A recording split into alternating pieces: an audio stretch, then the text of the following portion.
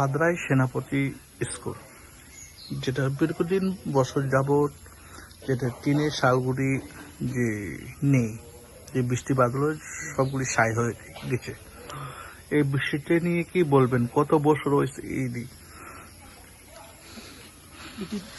আমি আপাতত এখানে জয়েন করছিল 1.5 বছর হয়েছে।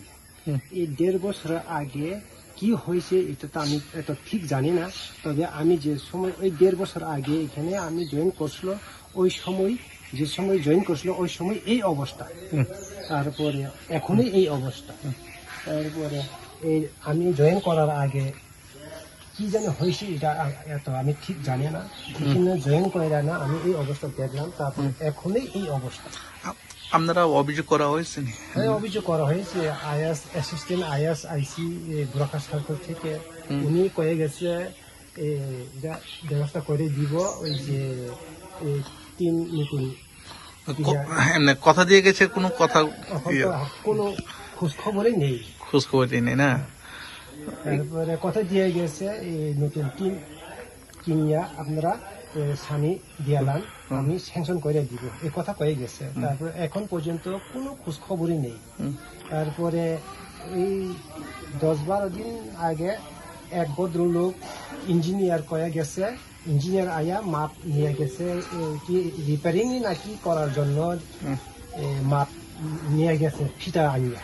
তারপরে আমি ওই ইঞ্জিনিয়ার স্যারে জিনিয়েছি যে স্যার এটা আপনারা কিসের জন্য এটা এরকম মাপ টাপ করতেছেন? তাহলে ওই ইঞ্জিনিয়ার বলে যে হ্যাঁ এটা রিপেয়ারিং করার জন্য, আমি এখন এস্টিমেট করার জন্য এটা মাপ নিতে আসি। তারপর ওই সময় আমি কইছি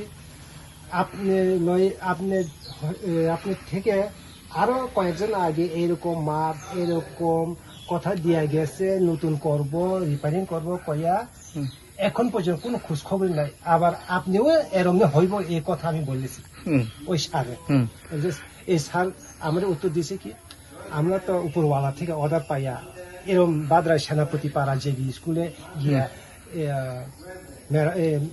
মেরামত করার জন্য মাপ করে নিয়ে আয়েন কইলে আমি আয়া মাপ নিতেছি, ওই মাপটা আমি এখন উপর মহলে স্যাংশন করার জন্য কাগজটা পাঠাইব, এই কথা কয়ে গেছে। এই কথাটা কয়ে গেছে। তারপরে এদের আগে কয়জন এমনি আয়ে গেছে? এত তো সীমা নাই, মনে নাই, এমনি 3-4 জন তো আয়ে গেছে। ওই তারপরে কোনো এখন পর্যন্ত কোনো কাজ হয়নি, হয় না। তারপরে আপনারা যেটা বৃষ্টি আজকে নিয়ে কয়দিন বৃষ্টি চলছে আপনারা জানেন? 3 দিন। আমি তো যে আজকে থেকে 3 দিন এক লাগাতার বৃষ্টি। কিভাবে স্টুডেন্ট পড়াশোনা করতেছে?